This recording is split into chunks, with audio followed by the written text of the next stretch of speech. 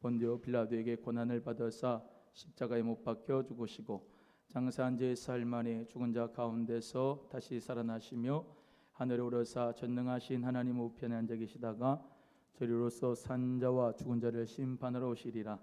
성령을 믿사오며 거룩한 공예와 성도가 서로 교통하는 것과 죄를 사하여 주시는 것과 몸이 다시 사는 것과 영원히 사는 것을 믿사옵나이다. 아멘.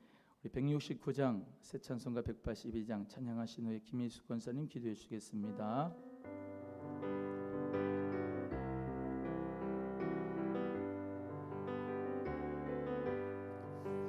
강물같이 흐르는 기쁨 성령과 내 맘이라 정결한 맘 영원하도록 주의 거처 되겠네. 주님 주시는 참된 평화가 내 마음속에 넘치네. 주의 말씀에 거센 풍랑도 잠잠하게 되도다. 나의 생명 소생케 됨을 성령이 하심이라. 모든 의심 슬픔 사라져 주의 평강 넘치네. 주님 주시는 참된 평화가 내 맘속에 넘치네. 주의 말씀에 거센 풍랑도 잠잠하게 되도다. 하늘에서 담비 내리고 햇빛 찬란함같이 우리 마음에 성령이 많이 주님 보내심이라. 주님 주시는 참된 평화가 내 맘속에 넘치네. 주의 말씀에 거센 풍랑도 잠잠하게 되도다. 생명신에 넘쳐 흘러서 마른 광야 적신이 의의 열매 무르익어서 주수를 기다리네. 주님 주시는 참된 평화가 내 맘속에 넘치네.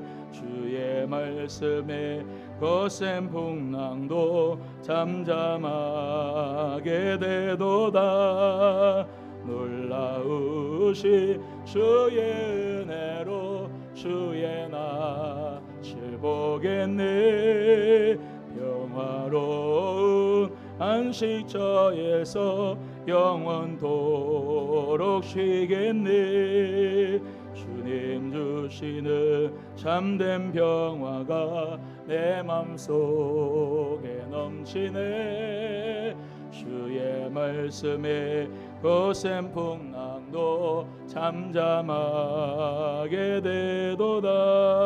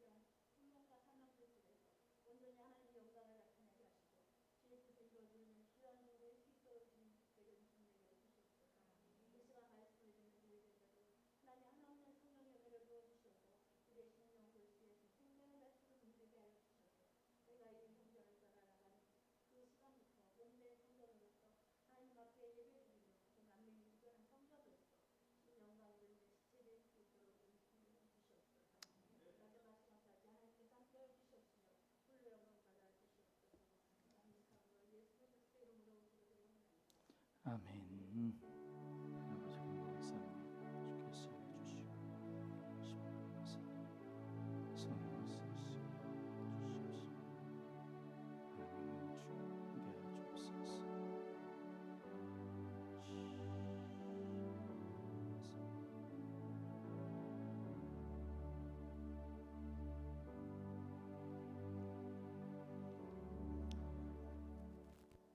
우리 하나님 말씀 사도행전 1장 1절에서 11절 말씀 받겠습니다. 사도행전 1장 1절에서 11절입니다. 신약성경 187페이지입니다. 사도행전 1장 1절에서 11절 말씀. 오늘 교회 생명의 공동체 시리즈 1번부터 쭉 사도행전 강의를 하겠습니다. 사도행전 1장 1절에서 11절입니다. 우리 다 같이 함께 합독하겠습니다. 시작.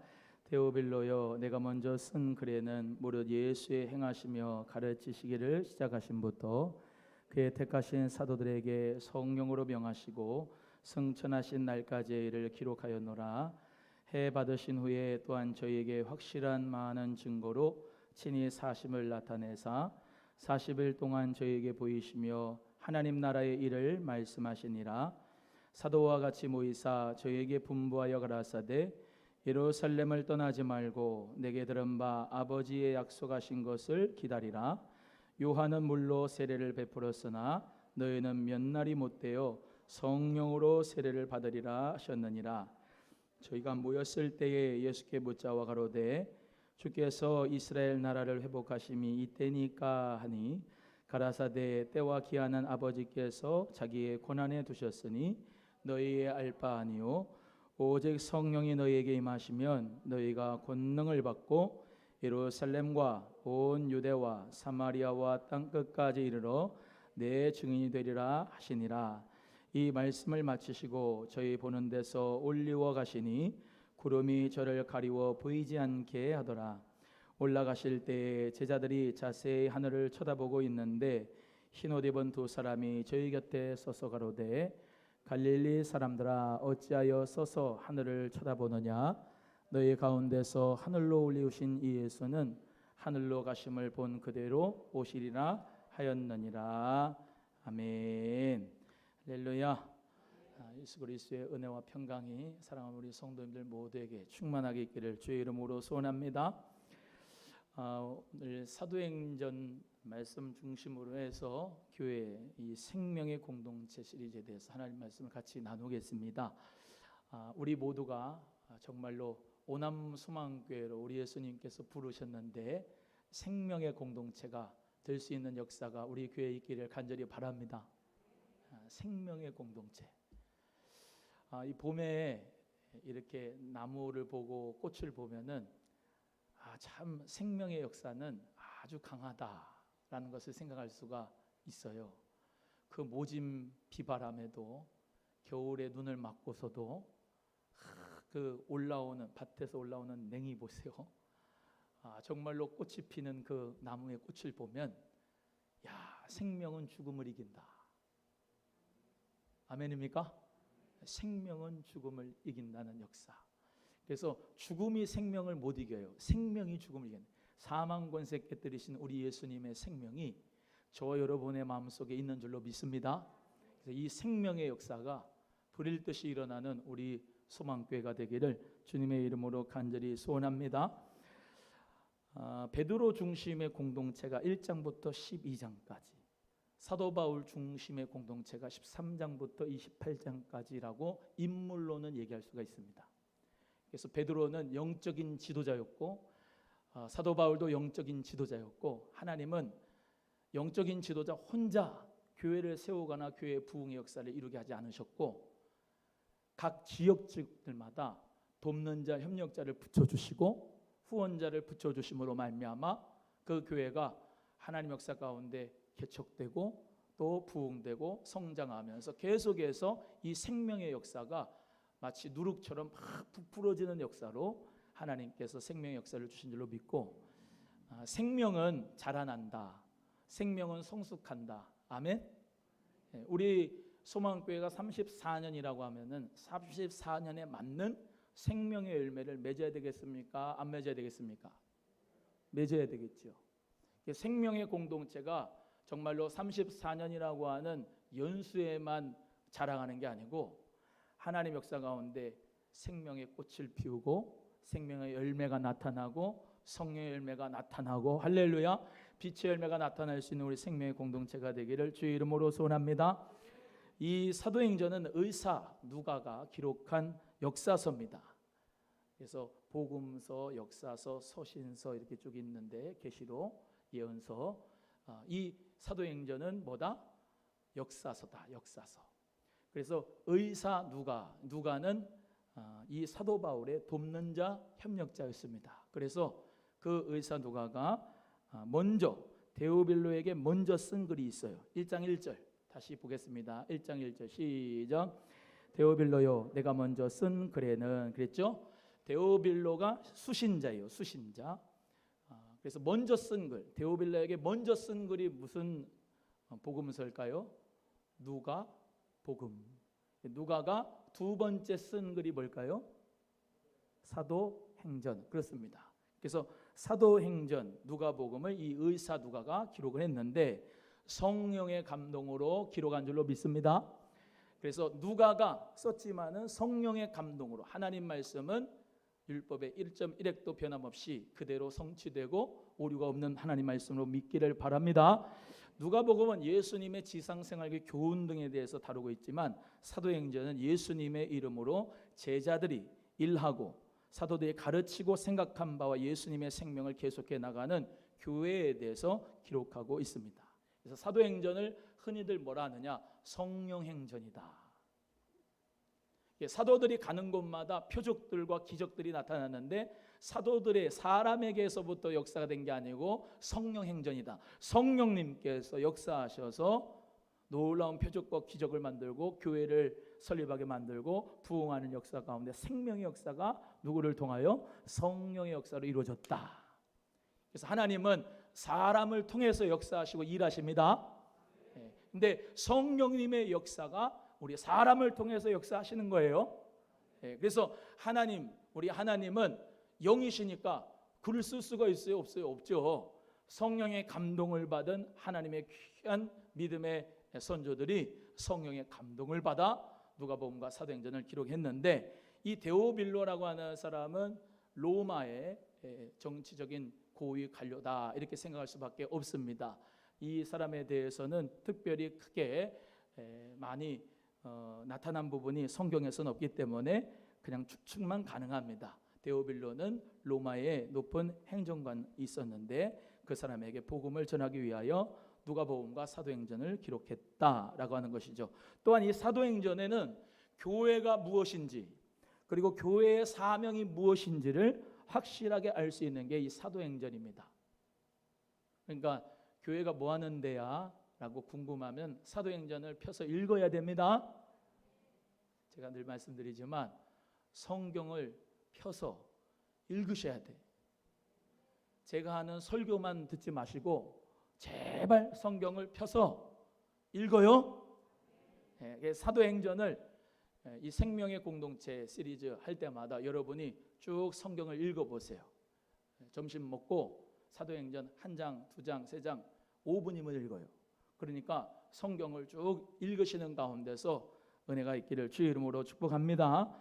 그래서 누가는요, 이 사도행전의 누가복음의 저자로서 2차 전도 여행 때 바울을 따랐고 빌립보에서 바울과 함께 전도 여행에 참여했습니다. 사도행전 16장 40절에 두 사람이 옥에서 나와 루디아의 집에 들어가서 형제들을 만나보고 위로하고 가니라 말씀했죠. 제3차 전도 여행 때에는 바울을 따라서 예루살렘에 왔던 사람이 바로 누가입니다. 바울의 옥중 생활에서도 누가는 같이 있으면서 위로해 줬습니다. 누가는 바울의 철저한 동역자고 선교자고 후원자였어요.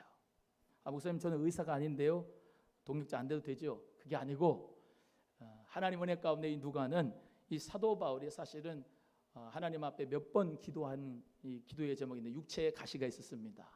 간질 또는 안질이라고 하는 육체의 가시가 있었는데 하나님 앞에 몇 번 구했는데, 간절히 구했는데 내 은혜가 내게 족하다 했어요. 그래서 누가라고 하는 의사가 같이 동역을 하면서 후원하고 동역하며 함께 선교하였던 사람이 바로 누가였다. 디모데후서 4장 11절. 디모데후서는 마지막 사도 바울이 순교하기 직전에 감옥에서 쓴 성경이 디모데후서입니다. 디모데에게 목회적인 입장에서 아들, 영적 아들 디모데에게 한 편지인데, 거기서 4장 11절에 누가만 나와 함께 있느니라, 네가 올 때 마가를 데리고 오라, 그가 나의 유익하니라 라고 하는 말씀을 통해서 이 정말로 최고로 이 사도 바울이 힘들고 어렵고 그럴 때, 고난 가운데 있을 때 누가가 함께 있어줬다, 함께 협력해줬다, 함께 그의 육체를 돌아봐줬다. 그러면서 하나님 나라의 복음을 편만하게 증거할 수 있도록 했습니다. 사도 바울은 누가를 향해서 사랑받는 의원 누가라고 했습니다. 골로새서 4장 14절 말씀에 사랑을 받는 의사 누가와 또 데마가 너희에게 문안하느니라, 이렇게 말씀하시는 가운데서 누가는 의사일 뿐만 아니라 또 역사가이며 헬라어에 대한 해박한 지식을 가진 문필가요 신학자였습니다. 누가복음 1장 1절에 4절의 말씀에 처음부터 목격자와 말씀의 일꾼이 된 자들이 전해준 그대로 내력을 저술하려고 내가 붓을 들었다. 붓을 든 사람이 많았는데 나는 모든 군원을 자세히 미루어서 살폈다. 처음부터 차례대로 써보내는 것이 좋은 줄로 알고 그렇게 성경을 썼다. 이렇게 누가복음 1장 1절에 4절에 말씀하고 있습니다. 성령께서 누가를 부르셨고 그 누가를 사용하셔서 문필가요 아주 헬라어에 대한 해박한 지식을 가진 그 신학자, 역사가 누가를 우리 하나님의 역사 가운데서 그를 사용하셔서 우리에게 정말로 이 사도행전에 대한 교회의 시작과 교회의 부흥과 성령의 역사에 대한 말씀을 우리에게 정말로 귀중하게 선포하고 있는 것입니다. 우리 모두 다 이 사도행전을 배워가면서 하나님의 성령의 역사가 충만한 우리 교회가 되기를 주의 이름으로 소원합니다. 사도행전의 기록 목적과 특징은, 사도행전은 영어로 액츠라고 합니다. 그 뜻은 표적들, 기사들이라고 말인데, 사도들의 행적들 또 그 모든 기사들을 의미하는 거죠. 그래서 사도행전이 어떤 철학과 어떤 지식으로 사람들에게 복음을 전하고 교회가 세워진 것이 아니라 성령의 역사와 기적과 능력과 표적들과 생명의 역사를 통하여서 교회가 생겨나게 된 거예요. 앞으로 이 사도행전을 통해서 우리가 계속 말씀을 배워나갈 때 한번 쭉 읽어보시면은 가는 곳곳마다 성령의 역사가 일어났습니다. 가는 곳곳마다 생명의 역사가 일어나서 방언을 하고 예언을 하고, 가는 데마다 막 정말로 치유의 역사가 일어나고 귀신이 떠나고, 옥중에서도 옥문이 열어지고 하나님의 축복의 역사가 막 열어지는 은혜로 우리 모두가 기억하고, 우리 교회도 생명의 공동체로 일어납시다. 하나님 말씀과 성령으로 승리하는 교회가 되기를 주님의 이름으로 축복합니다. 여기 본문의 말씀에 2절에 또 읽어보겠습니다. 시작.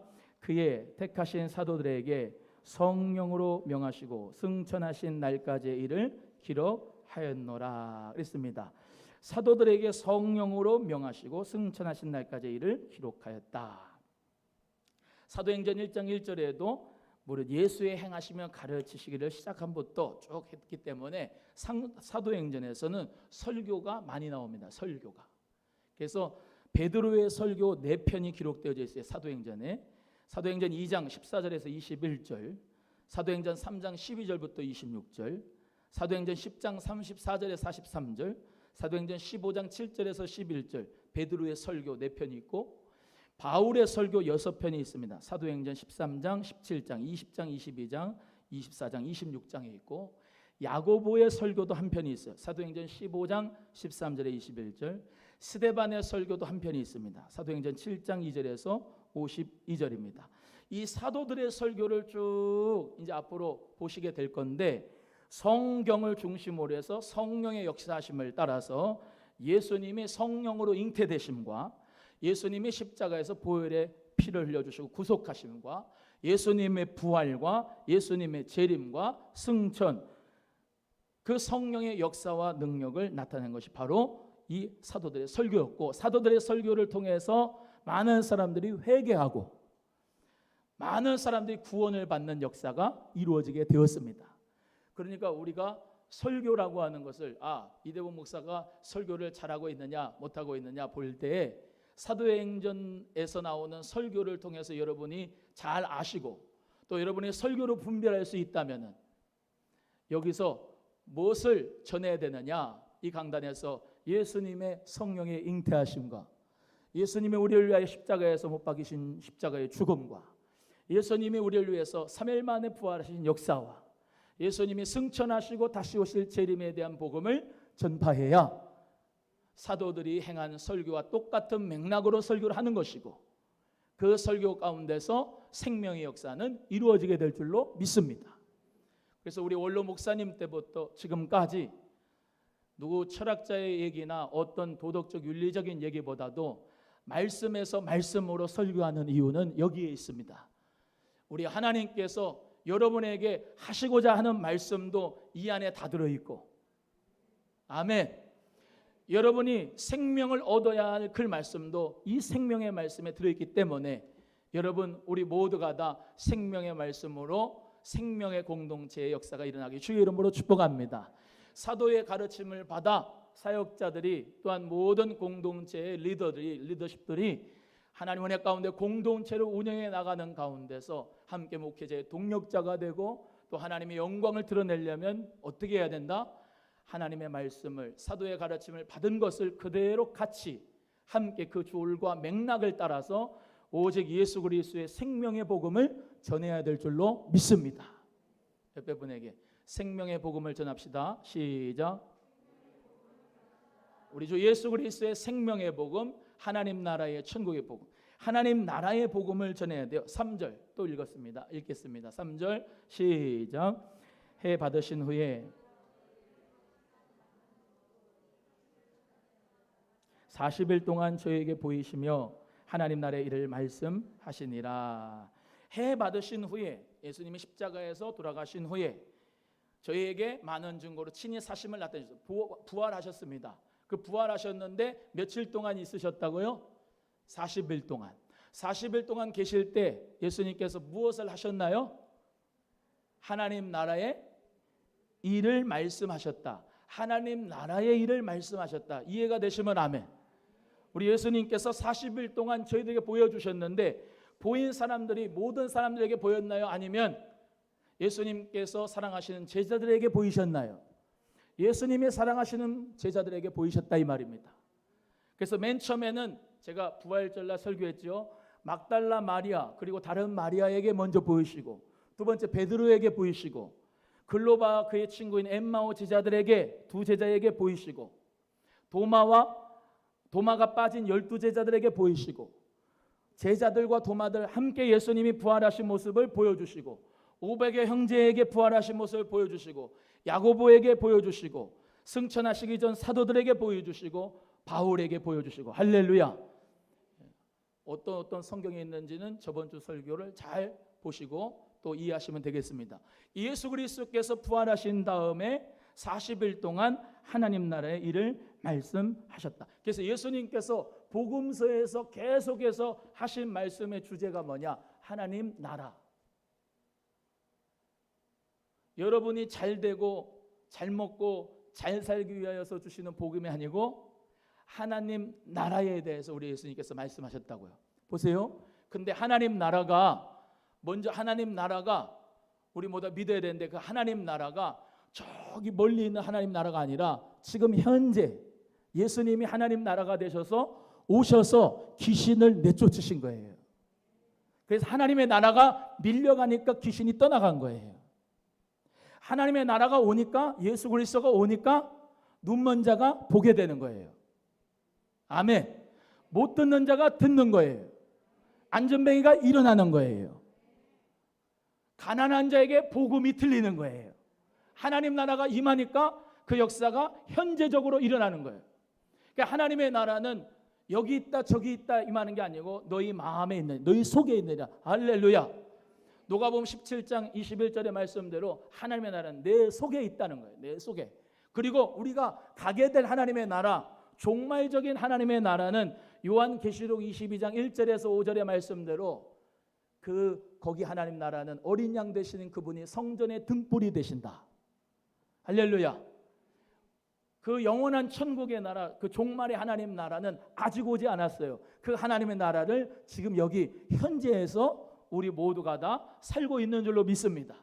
그래서 믿지 않는 사람들은 하나님의 나라가 뭔지도 몰라요. 하나님의 나라가 임한 것도 모르고. 근데 여러분은 나는 예수 그리스도로 말미암아 하나님의 나라가 성령으로 지금 내 마음에 오셨다. 아멘. 성령이 오신 거예요. 오셔서 여기서 내주하시고 드웰링하시고 우리를 후원하시고 우리에게 감동을 주시고 감화를 주시고 성령의 성도의 교통이 있게 하여 주시옵시고 성령의 파워 폭발적인 휘티나메스 권능과 능력을 주시고 은사가 일어나면서 하나님의 교회가 생동력 있게 살아 움직이는 역사가 바로 성령을 통한 우리 하나님의 나라의 역사인 줄로 믿습니다. 그래서 우리 모두가 다 하나님의 나라, 그 하나님의 나라를 예수님께서 부활하시고 난 다음에 40일 동안 하나님 나라를 말씀하셨다는 것을 믿고 우리도 우리의 입술에서 하나님의 나라가 계속해서 울려 퍼지기를 주의 이름으로 축복합니다. 그래서 제가 늘 말씀드린 것처럼 썬데이 크리스찬이 되면 안 되고 주일 성수에만 그치는 게 아니고 이날은 주일날 안식 후 첫날은 유대인이었던 그들이 그리스도로 개종해서 안식일을 지킨 게 아니라 안식 후 첫날을 지키게 된 것은 예수님이 진짜 부활하셨기 때문에 할렐루야. 예수님께서 부활하셨기 때문에 그날을 기념해서 주일의 생명의 날을 우리 모두가 다 가지고 생명력 있게 이 날을 사용하고 이 날을 안식하게 되는 줄로 믿습니다. 옆에 분에게 예수님 안에서 안식합시다. 시작. 예수님 안에서 안식하는 오늘 이 시간이 행복하십니까? 할렐루야. 예수 그리스도 안에서 행복한 신앙생활이 되기를 주의 이름으로 축복합니다. 부활과 생명의 주 예수님, 그 예수님께서 나의 구세주가 되심을 믿고 감사하면서 우리 모두가 따라가는데요. 성도들은 그래서 예수 그리스도의 부활과 천국을 전해야 되는 거예요. 자, 두 번째는 부활하신 예수님은 성령을 기다리라고 하셨습니다. 4절 읽겠습니다. 시작. 사도와 같이 모이사 저희에게 분부하여 가라사대 예루살렘을 떠나지 말라고 하시어 아버지 약속하신 것을 기다리라. 본문에 나타난 명령은 딱 두 가지입니다. 예루살렘을 떠나지 말라. 그리고 두 번째는 성령을 기다려라. 아버지의 약속하신 것을 기다리라. 누가복음 24장 49절의 말씀에는 볼지어다 내가 내 아버지께서 약속하신 것을 너희에게 보내리니 너희는 위로부터 능력으로 입혀질 때까지 이 성에 머물라 하시니라 라고 말씀하셨습니다. 위로부터의 능력을 받기까지 이 성에 예루살렘에 머물러라. 성령이 임할 때까지는 한 발자국도 떠나지 마라. 성령이 임할 때까지는 예루살렘을 떠나지 마라 라고 말씀하신 거예요. 예루살렘 그때는 뭐가 있었죠? 핍박과 환난이 어려움이 있었습니다. 왜? 예수 그리스도 믿는 그리스도의 도를 쫓아다니는 사람들은 핍박과 박해를 엄청나게 당했어요. 그럼에도 불구하고 아버지의 약속하신 것을 받기 전까지는 떠나지 말라 했을 때 성령을 기다리기 위하여 그들은 마가의 다락방에 모인 것입니다. 요에서 2장 28절에 그 후에 내가 내 영을 만민에게 부어주니 너희 자녀들이 장래일을 말할 것이요 너희 늙은이들은 꿈을 꿀 것이며 너희 젊은이는 이상을 볼 것이다 라고 말씀하셨습니다. 요엘서의 말씀대로 하나님의 신이 부어지게 될 것을 마지막 때에 약속하셨는데 그들 모두가 다 하나님의 성령의 불을 받게 됐습니다. 예수님이 목요일날 십자가 지시기 전날 밤에 다락방 강화에서 제자들에게 고별 설교하면서 이렇게 말씀했습니다. 요한복음 14장 26절에 보혜사 곧 아버지께서 내 이름으로 보내실 성령 그가 너에게 모든 것을 가르치시고 모든 것을 생각나게 할 것이다. 요한복음 15장 26절에도 내가 아버지께로부터 너희에게 보낼 보혜사 곧 아버지께로부터 나오시는 진리의 성령이 오실 때에 그가 나를 증언할 것이다. 진리의 성령이 오시면 누구를 증언한다? 예수 그리스도를 증언한다. 할렐루야. 그러니까 예수 그리스도를 증언하기 위하여서는 분명히 받아야 할 것이 뭐냐? 성령님입니다. 성령님을 단순하게 어떤 하나의 능력을 주는 분으로만 오해하지 말고 성령님을 인격적으로 우리 모두가 받아들여야 될 줄로 믿습니다. 성령이 은사만 주는 분이 아니고 성령님을 받아들이면 두 가지의 세례를 우리가 받는데 물세례, 불세례 받습니다. 물세례는 외적인 세례인데 그것은 구원과 상관이 없어요. 외적 구원의 표시예요. 그냥 외적으로 난 예수 그리스도 믿는다. 죄사함의 표시예요. 성령의 불세례를 받아야 되는데 성령의 불세례는 내적 세례입니다. 단회적인 세례입니다. 성령이 임하면 누구를 증언해요? 예수 그리스도를 증언할 수 있습니다. 예수 그리스도를 믿게 될 수가 있습니다. 그래서 우리 모두는 다 성령을 받아서 예수님을 나의 그리스도로 믿고 고백하게 되는 줄로 믿습니다. 물어봐요, 옆에 분에게. 예수님이 성도님의 구세주 되십니까? 물어보세요. 시작. 아멘.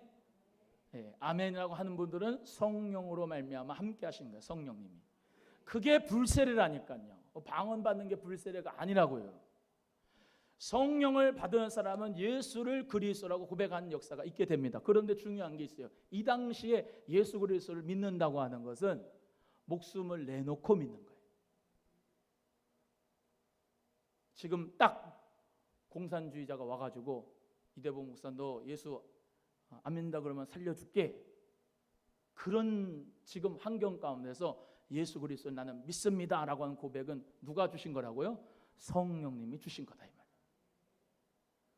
그냥 할 거 다 하고 술 먹고 다 술 먹고 담배 필 거 다 피고 죄 짓 거 다 지면서 나는 예수 그리스도를 믿습니다 하는 거하고는 진짜 차원이 틀린 고백입니다.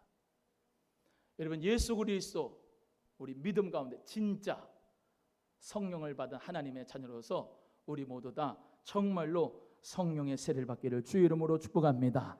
5절 말씀 읽습니다. 그래서 세례 시작. 요한은 물로 세례를 베풀었으나 너희는 몇 날이 못되어 성령으로 세례를 받으리라 하셨느니라. 할렐루야.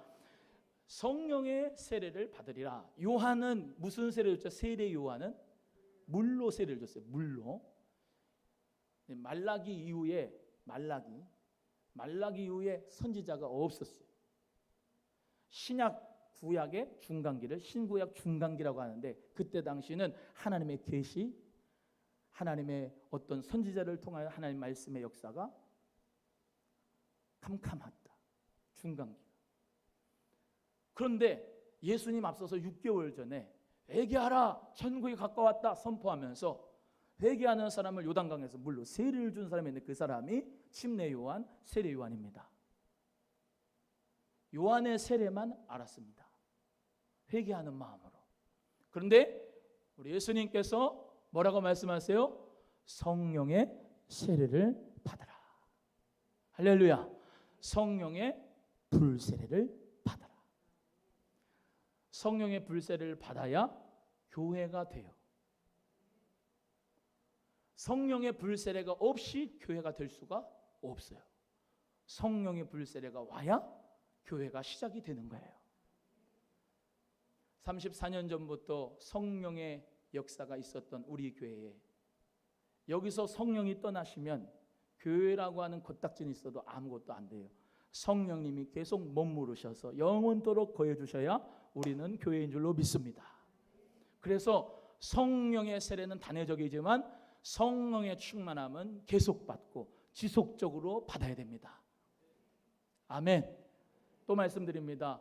성령님은 에너지입니다. 에너지. 성령님의 기름이 없이 자동차가 안 가. 벤츠예요. 목사라고 하는 껍데기는 있어요. 성령님이 없잖아요. 아무리 가고 싶어도 못 가요. 성령의 기름이 없으면 못 가요. 안 돼요. 겉에는 장로님이에요. 성령님이 없어요. 안 계세요.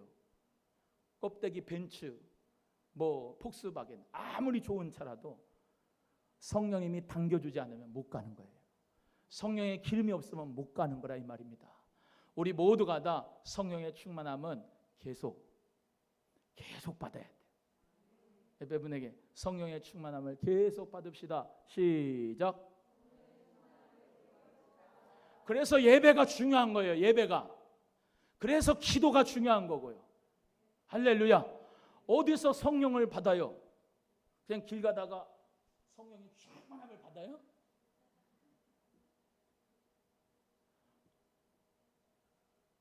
길 가도 찬송을 할 때 성령의 충만함을 받을 수는 있겠지. 근데 아무것도 안 하는데 어떻게 성령의 충만함이 있어요? 좀 뒤에 하겠지만 성령의 충만을 받는 건 기도밖에 없어요. 기도예요. 근데 성경을 잘 보세요. 좀 이따 하고 뭐 계속 하겠지만 기도에 힘 써야 되는데, 기도에 힘을 써야 되는데 기도하다가 딴 생각하고, 기도하다가 화장실 가고, 기도하다가 물 마시러 가고, 기도가 눈 뜨고 주보 오탈자 찾고. 성령의 역사. 기도에 힘 써야 되는 거예요. 여러분에게 오늘 기도에 힘 씁시다. 시작. 한번 성령 충만함이 성도님 표정에서 있습니다. 지금 시작. 할렐루야. 제가 로마서 2장 29절을 현대인의 성경으로 여러분에게 늘 말씀을 드리죠. 원래 성경에는 표면적